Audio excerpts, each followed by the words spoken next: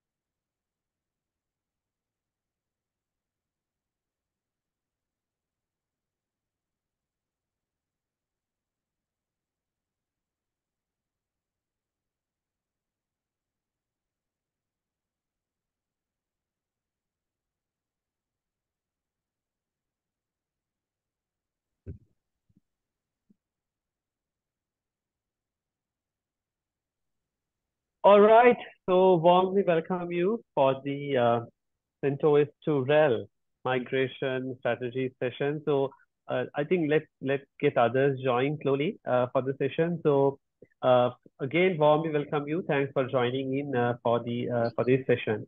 So with me, I'm joining in Shashank. I would like to warmly welcome Shashank and thank you very much.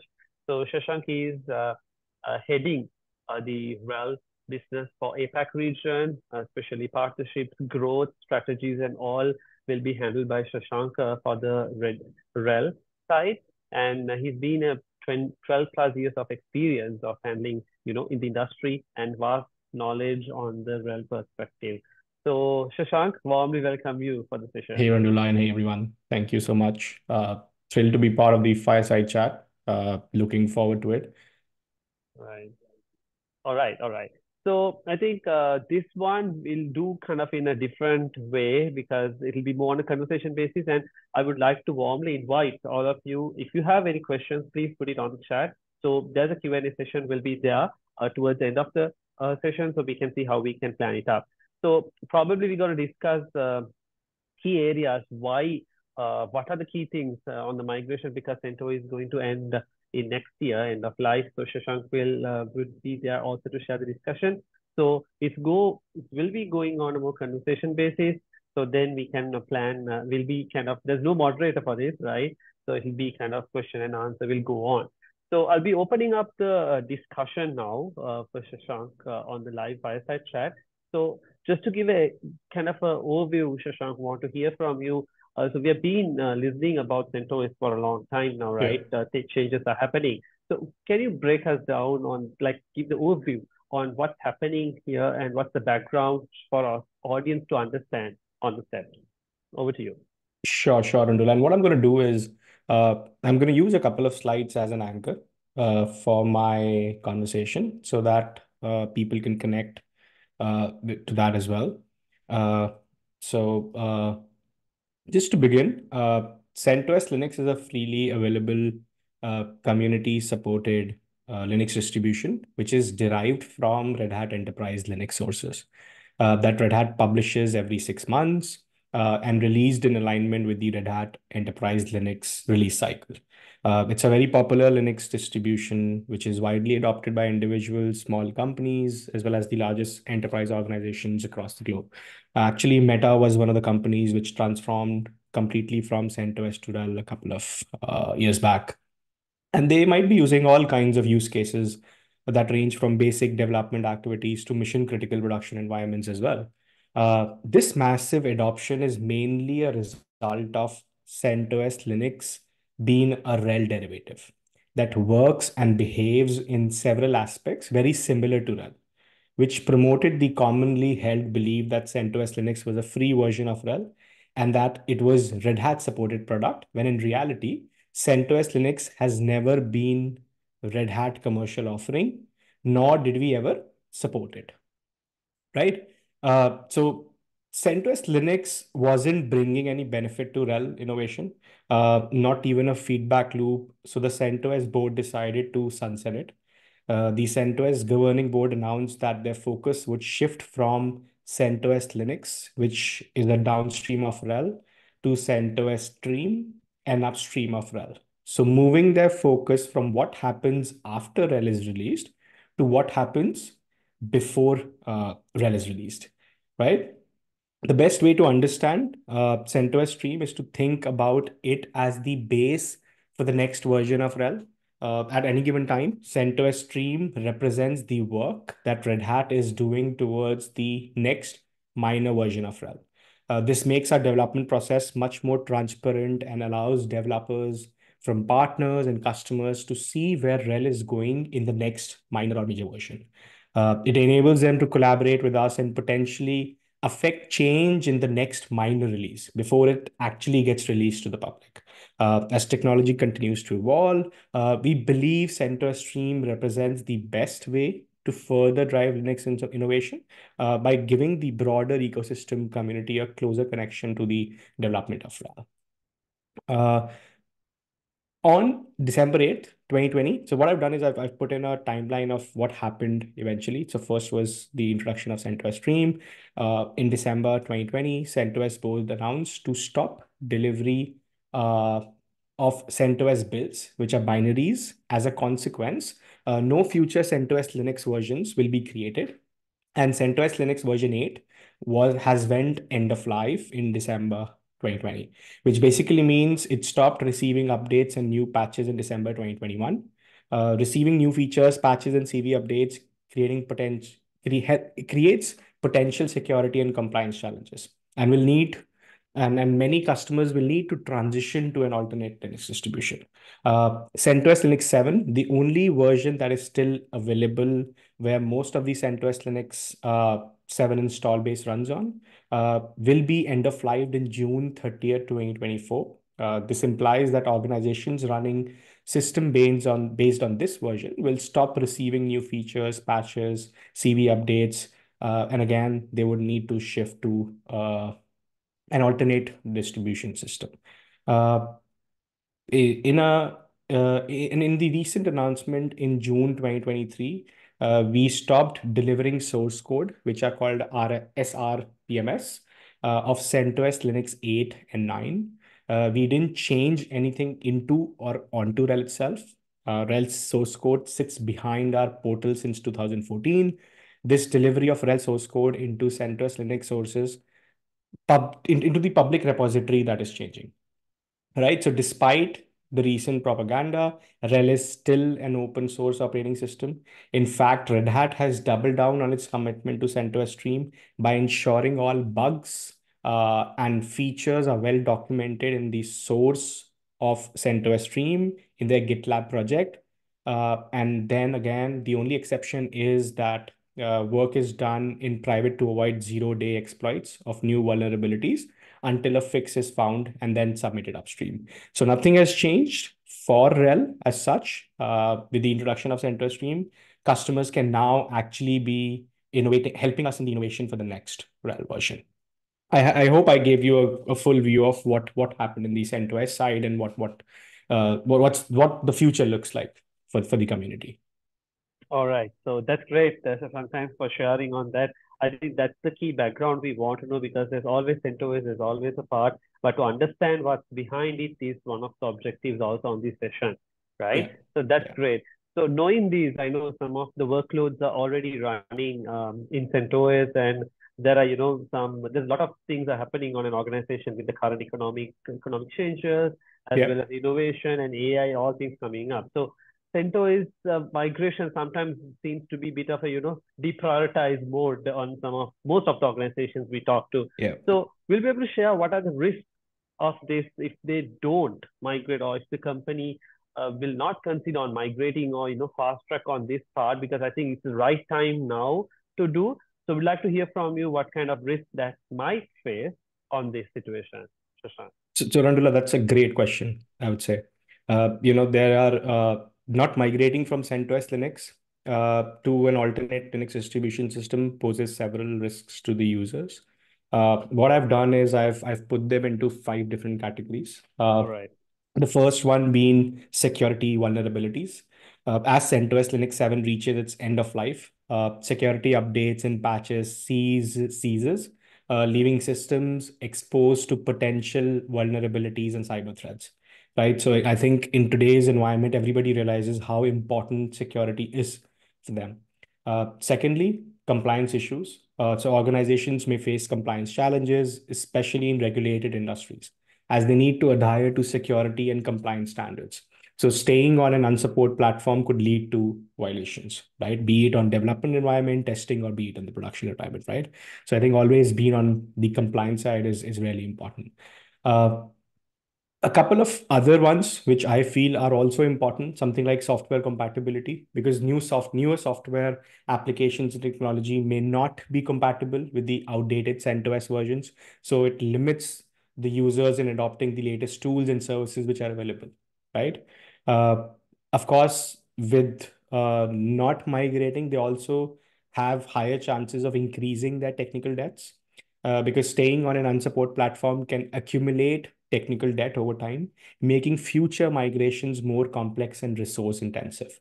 So later on, when you share that how important and how easy that migration is, that'll just add on to this point, right? Okay, the more you delay, the more complex it's going to be for you, right? So, and then finally, I think the overall performance is strained. Of course, outdated systems may experience performance issues affecting overall efficiencies and responsiveness, which leads to operational challenges. So I think avoiding all these is a priority for many of the customers. So I think it makes sense. It makes a lot of sense for them to transition to a different operating system. All right, all right. I think this covers kind of the key areas why they really want to convert. So please feel free to put any questions you have on the chat. But Yeah. at the same time, I think from the experiences we work together with Red Hat, we also kind of help you to convince the example seniority and the other teams to help you to navigate. So that's also part of us on the program. So staying on this part and kind of coming out of this, Shashank, basically there are different flavors they can move from CentOS because there's different flavors of Linux out there. So the key thing is why RHEL, right? So that's something we want to, the questions mostly come out of from the audiences out there. So would like to hear from you why RHEL and to share more insights about it. So if you ask me, CentOS Linux was derived from Red Hat Enterprise Linux sources, right? So users migrating to RHEL can continue to use many of the same techniques and elements with minimal to no training, while also gaining more features and tools and support and value which the RHEL provides, right? It is crucial to have an OS that is reliable and stable. Uh, to scale and get consistent performance, you need the confidence that comes with the defined maintenance and update schedule, which is provided in RHEL with full support and built-in security features, right? RHEL is an open source Linux distribution that provides consistency across footprints, whether your organization is deploying new applications, moving existing applications from data center to a cloud environment, or even simply migrating off another Linux distribution. It's the reliable replacement for CentOS Linux. RHEL provides higher value and minimizes overall cost over time by providing a defined maintenance and update schedule. It provides full support, security resources. It's got a huge ecosystem of certified partners, management tools, and long-term roadmaps, which overall reduces the total cost of ownership over time compared to an unpaid, unsupported OS. And this is not what we are saying. We've done there's an external agency called IDC which has done this study for us. So it delivers consistency across the open hybrid cloud, including physical, virtual, private, public, or even edge environments, right? RHEL Cloud Experience provides the same superior security, same performance with scalability and reliability to the customers so that they can so they experience the same things what they have been experiencing at on-premise, they do it on the cloud environment as well. RHEL naturally provides a similar user experience to CentOS Linux versions and requires little retraining for CentOS Linux users. Benefit from a vast hardware again, software and cloud partner ecosystem of certified solutions.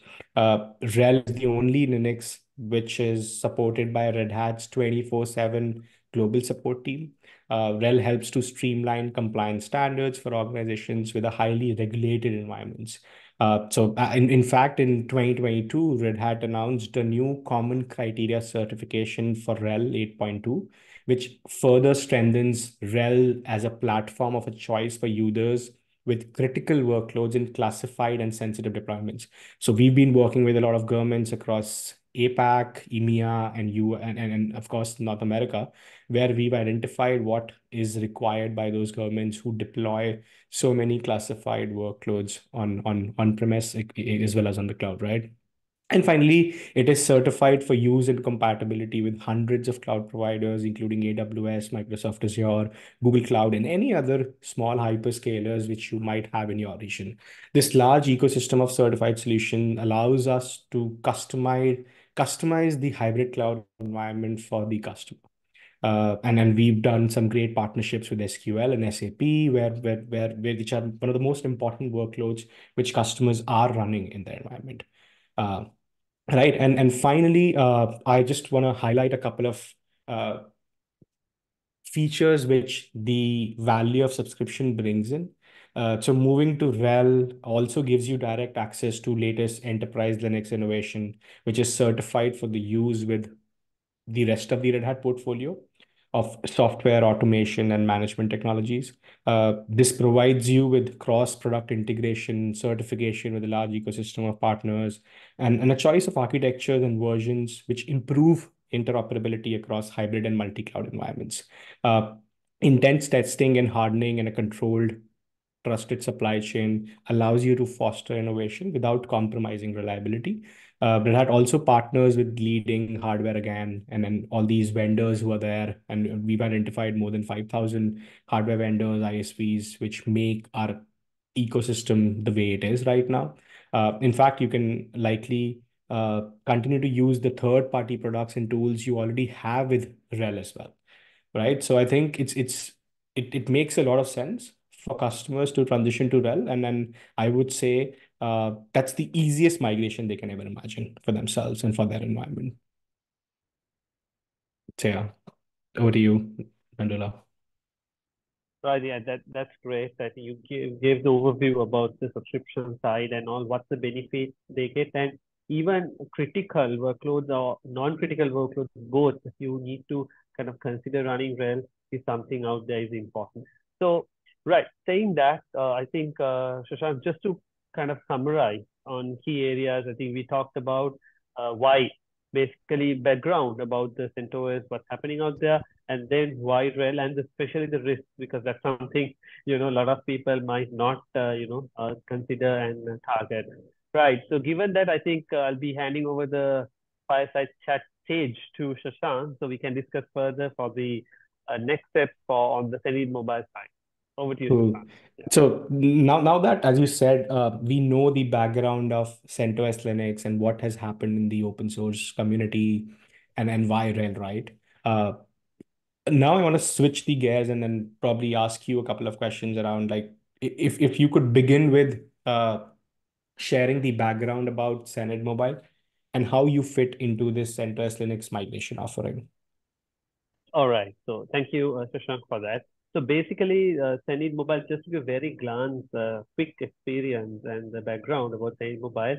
We've been in the industry for 25 years now. So we are handling with our top clients are telco, banking, and enterprise clients, which we work with. And especially, we do our own platform. So basically, the API management, communications platform, AI side, telco signaling, as well as now DevOps with covering Red Hat, right?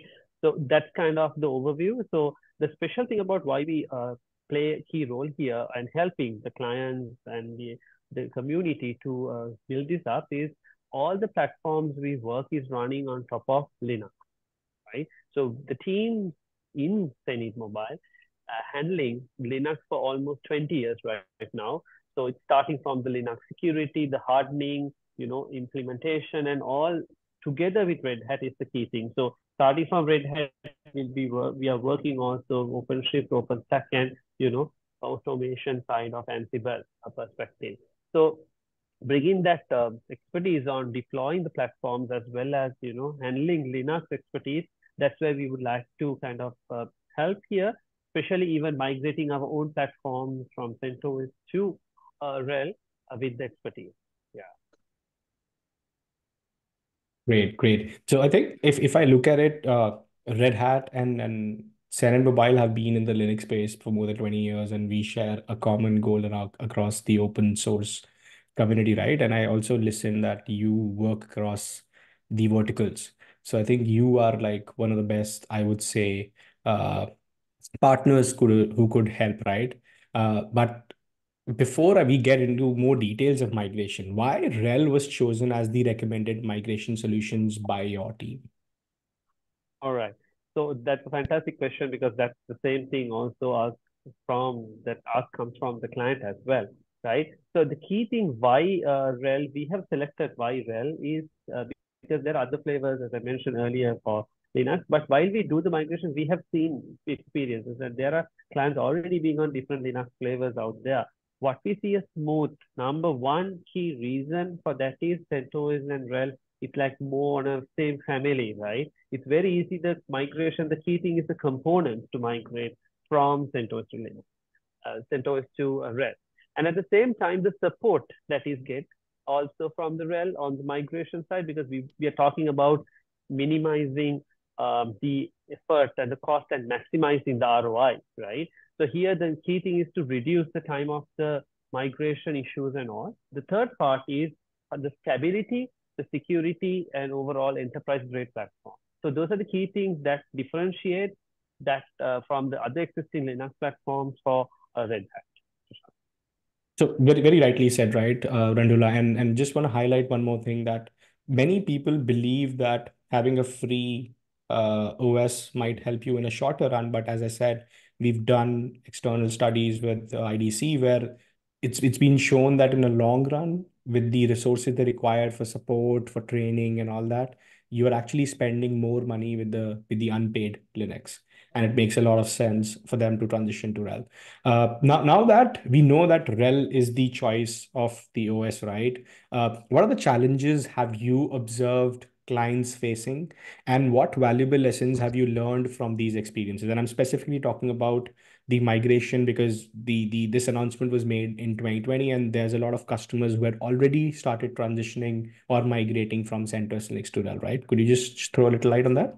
Sure, definitely. So let me share the screen for that to kind of make it much easier for audience to understand the key challenges and grasp it more, on a stronger way. Let me share the screen. Right. Can you see my screen? Yeah. Yeah, we can. All right. So the key challenges, I think the first thing is because there is always, I want to highlight main thing, Shashank, is the CentOS to RHEL. There's a tool that has been introduced, right? Convert to RHEL. So it's very much easier for any workload to migrate faster. But while migrating, one of the key thing is the application dependencies and the compatibility out there.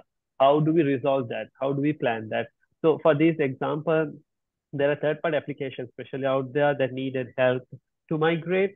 That's where we will come into play because these third-party applications, mostly we have been using our own platforms and other clients.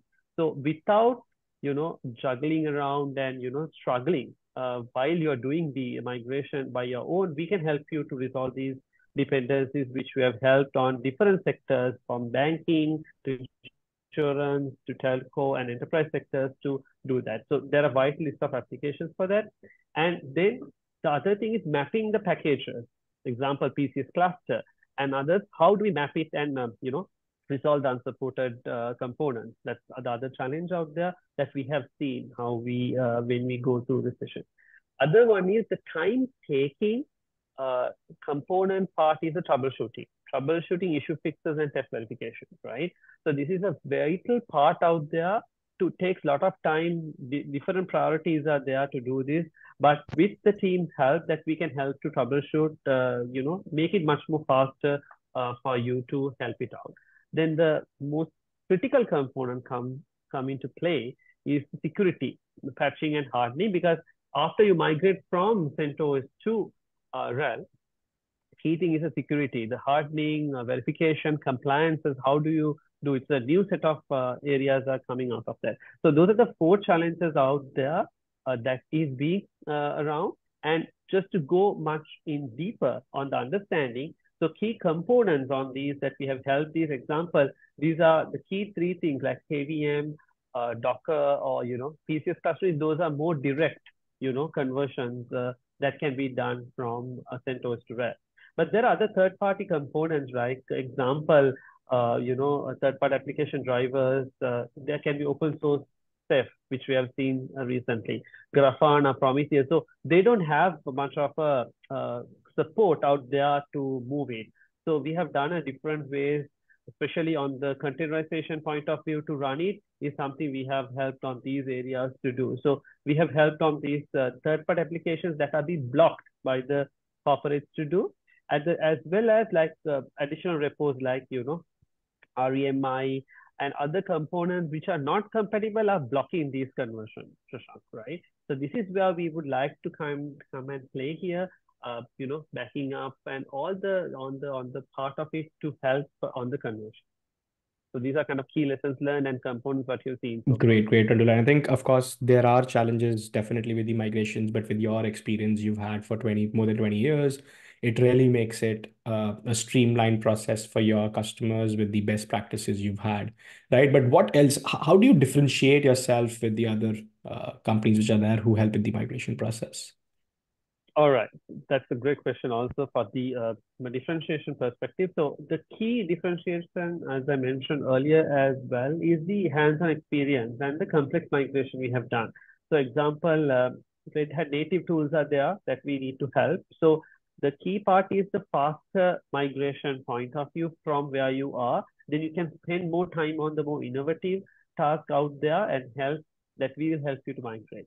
And the management of dependencies, version compatibility, and especially the complex migrations, API management, enterprise gateway, managing gateway, and all we have migrated. So we bring that experience for you, which will help you to manage it faster.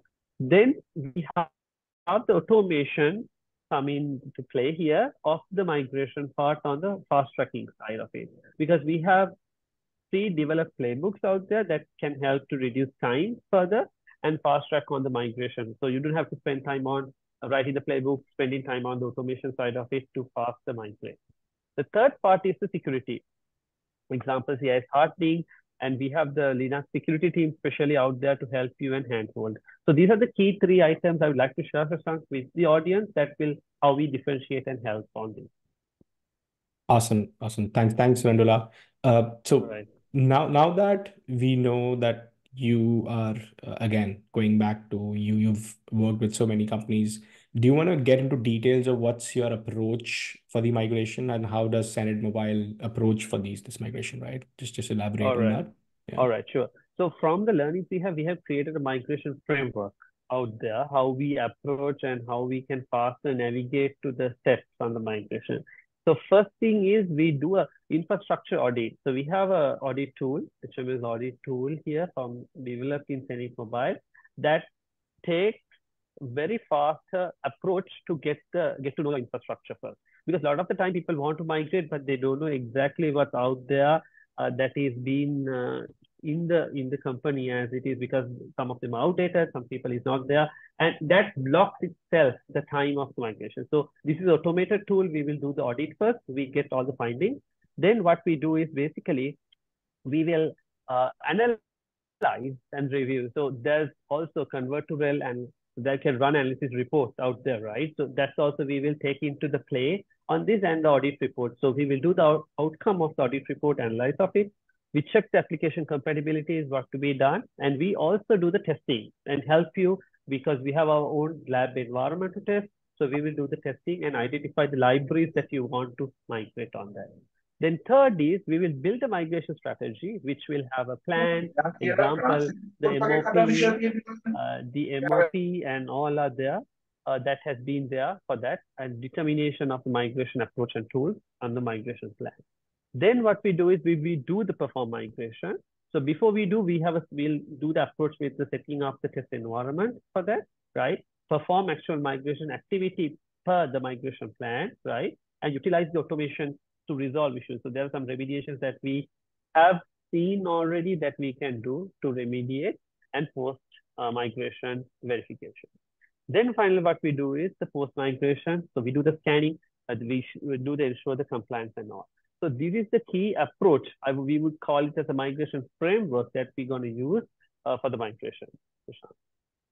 Got it. And then I think it's a great framework you have where you're actually doing the audit and pre-analysis before the actual migration, and then you perform the migration. Do you want to throw some light on what kind of support you provide post-migration, as in so that customers do, as in just don't, you don't leave the customers as in, right, hanging. Yeah. So yeah. Correct. So we have created a list of post migration because a lot of cases, what happens is they just do the migration and they go off, right? But it's not like that. We'll be there to support you for next set of major, minor, let's say, RHEL migration, especially leveraging Red Hat Satellite. Because there's wonderful tools out there that Red Hat has been already provided out there that can be utilized for more efficient way. So we can use Red Hat Satellite for that, for faster way. And we do the periodic security verification. So we are planning to do each of the areas based on the agreement with the client for a VA scan and carry out OSL fixes for that. And then infrastructure audit, we will do it. So we do the periodical audit with the recommendation, additional service package installation that is needed, security patching of it, and then especially the troubleshooting and the monitoring. So we will give that monitoring infrastructure. We have our own observability tool as well to help you how you can go on this. So you're not alone on this, or we just not, hands off with just the migration, but we're going to help you and provide you on the way of doing it after managing the migration. So it's more beyond migration on that. Got it. I think thanks so much, Randula. And then really, I would say it helped me actually learn as well of what great work you've been doing and how you helping our customers and making their migration process really easy and streamlined. So what we can do if we want to move to a Q&A section now? Yeah, sure. Let's move to Q&A. I think Yeah. so we can open up if there's any questions, we would like to invite you to put it on the chat, but no worries. Yeah. You can reach us after the session, drop us an email, and we'll be there to support you. And we can plan because we plan some series of discussion. So based on that, we can plan the next steps as well. So just to summarize, so we talk about from the Red Hat side, right? What are the areas, how Red Hat is the background, how Red Hat is helping. And from Zenith Mobile side, how we help with the proper approach, proper tools to make it faster and maximize the ROI for that. So saying that, while you have any questions, if you would like to invite you to kindly fill out the form here. So with the form, we can reach you out if there's anything further, and we'd like to hear from you. What are your thoughts and plans as well? So we give another few minutes out there for the questions, but also just to share more open questions, Shashank. So on your learnings and all on this, what are kind of the key things, any key areas that you need to highlight as well? Over to you. Yeah. So as in by the time questions come in, right? And I've seen this a lot of webinars I've been doing. People do ask me that, okay, when they transition from a free or a unpaid Linux, it becomes very difficult for them to transition to an OS system or a Linux distribution where you have to start paying for the subscription, right?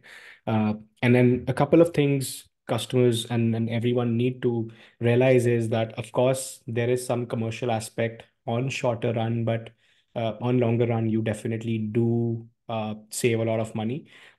We do make it easier for you. So we have offerings such as Developer for Teams, which is specifically for your developer environment. So if you are using CentOS Linux or any other free Linux which is there, you can reach out to us, and we have something called Developer for Teams, which gives you entitlement to up to 25,000 nodes without any extra cost, right?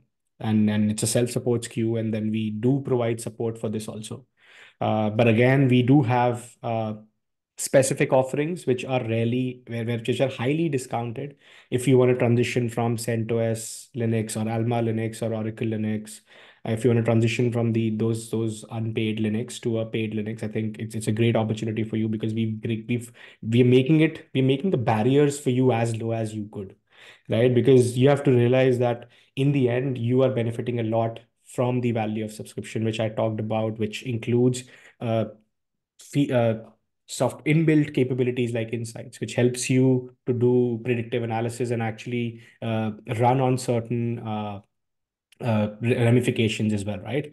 We offer a life cycle path for you to understand when do you want to migrate it. You already know that when a certain version goes end of life and what comes after that, right? So I think we are just trying to help you do what you're best at and let the IT component be with us. So yeah. All right, that's great. So I think that's the key thing, because a lot of people think on the short term run, okay, there's investment to be done, it's very hard to justify and all. But again, what we have seen is if something comes up, especially on the security side as well as other Yeah. issues, there can be a bigger problem than what you're there. Even it's a non-critical workload, right? You're still having a cost component to that. So that's one of the key things. It's an opportunity for you to migrate right now. And from our side, I think together with Red Hat, because we are very closely working with Red Hat for all the troubleshooting, all the best practices that you need to get it on this.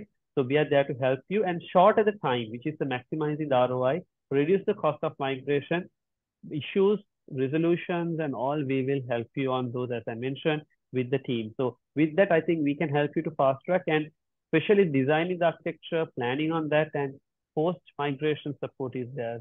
So I think those are the key things out there. Shashank, I think it's wonderful. I think we have a good discussion Yeah. on the part of insights and all on that. So I think the with this, I believe we can plan the next steps as well for the session. So after this, definitely we'll send you this recording for you to again listen. If there's anything, throw the questions to us. We're happy to do another session and have a discussion with you all again. And we hope that you enjoy the Fireside Chat on a different way, and look forward to see you. So with that, I would like to thank all of you for joining in. I think we can wrap up the session. Thank you, Shashank, for joining in from Red Hat, and we looking forward for a greater session Thanks. for this. Thanks, team, for the collaboration. Okay, Really appreciate it. Thank you. right. All right then. Thank you all, See ya. and have Bye, a great day. everyone. Right. Okay. Bye. Thank you. Mm.